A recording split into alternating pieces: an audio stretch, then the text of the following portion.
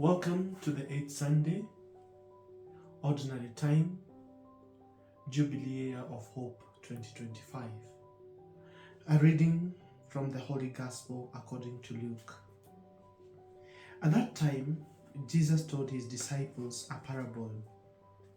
Can a blind man lead a blind man? Will they not both fall into a pit? A disciple is not above his teacher, but everyone, when he is fully taught, will be like his teacher. Why do you see the speck that is in your brother's eye, but do not notice the log that is in your own eye? Or how can you say to your brother, "Brother, let me take out the speck that is in your eye," when you yourself do not see the log that is in your eye? You hypocrites! First take the log out of your own eye, and then you will see clearly to take out the speck that is in your brother's eye. For no good tree bears bad fruit, nor again does a bad tree bear good fruit.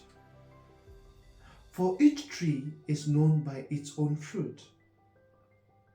For figs are not gathered from thorns, nor are grapes picked from a bulbul bush. The good man out of the good treasure of his heart produces good, and the evil man out of his evil treasure produces evil. For out of abundance of the heart his mouth speaks. The Gospel of the Lord. In our today's Gospel, we may dwell too much on the log and the eye. But Jesus, the writer says, Jesus gave them a parable. And a parable will always have a deeper meaning than what we see. One, when God was creating the world, the first thing he created was the light.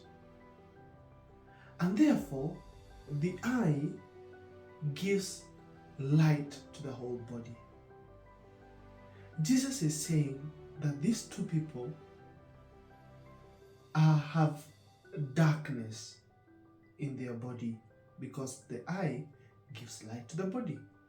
One is like you taking the scale or the measurement of the eye against the measurement of a log. The eye is tiny, and therefore if you have a log in your eye, that means your whole body is in total darkness. And the one who has a speck means that they have light in their body, but it is not as much as the one with the log.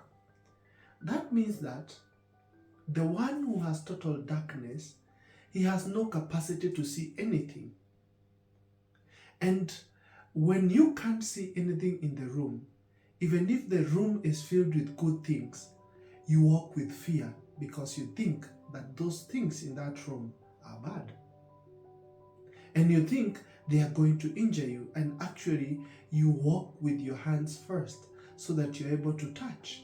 And you even if there's nothing that can harm you, you still walk as if everything in that room will harm you, even if the room is empty.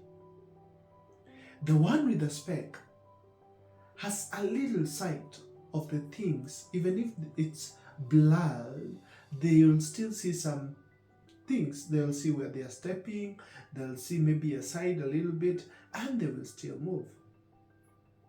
What Jesus is telling us is about introspection. People who do not introspect do not see the faults or the need to open up their eye or to open up the light to illumine their whole body.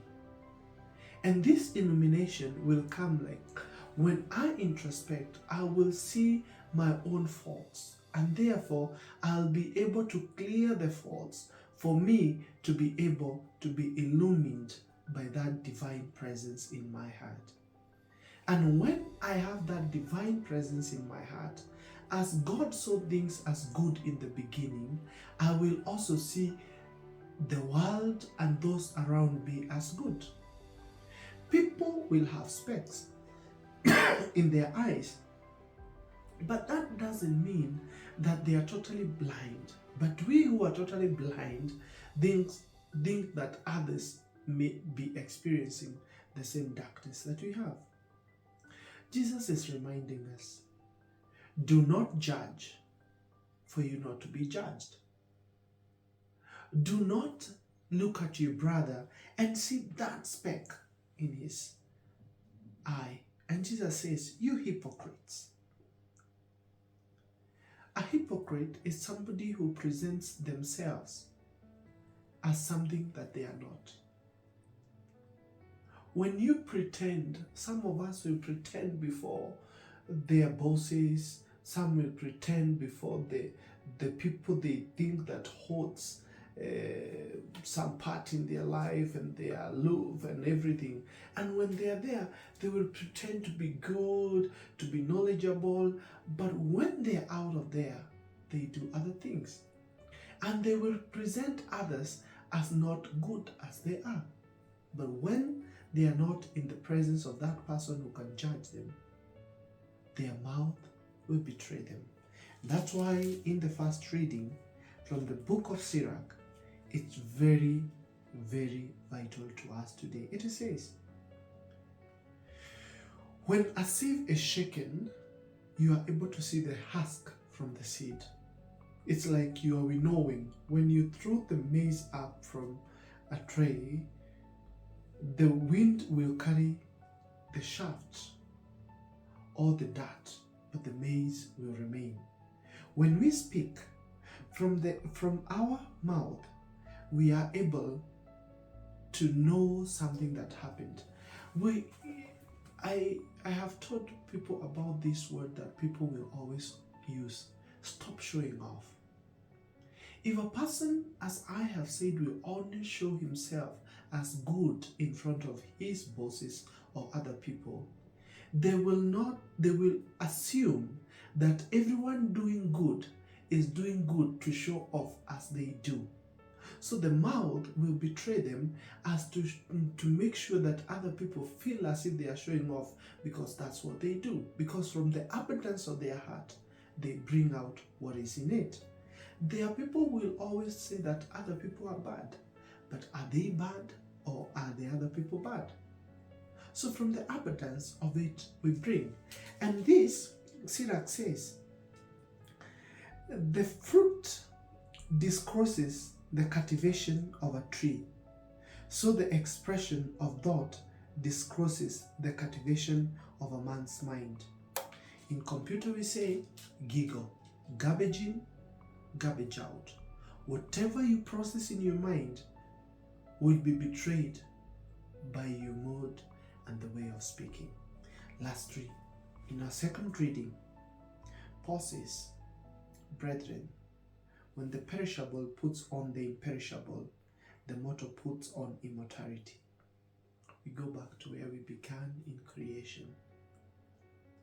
When our mortal body takes upon God, we are given the image of God, and therefore death is no longer for us. This body that is perishable will perish, but what legacy will you leave? Here on earth and in heaven. And Paul continues to say that, O death, where is your victory? O death, where is your sting? Death cannot cause death. Death is the final thing to cause. I don't know if that makes sense. But After dying, you cannot die anymore. And therefore, death will be the last thing to be defeated. Because after we die, we will no longer die again. And therefore, death will be defeated. But when we die, one thing will not die, that we belong to God and the soul goes back to the Creator. So as we introspect, let us think about our relationship with God. And as we enter into the Lenten season from Wednesday, let these words at the end of our today's gospel be our mantra, that the good man out of good treasure of his heart produces good. The Lenten season is to search. It's a big time to retreat, 40 days of retreat. As we prepare for those to be baptized, let us also prepare ourselves and call that mantra each day. From the goodness, from the good man out of the treasure of his heart produces good. God created us all good. We are good, we have goodness in us. Let us retreat in these 40 days that we may recover and that we may go back to that person that God created as good. May God bless you and have a good day.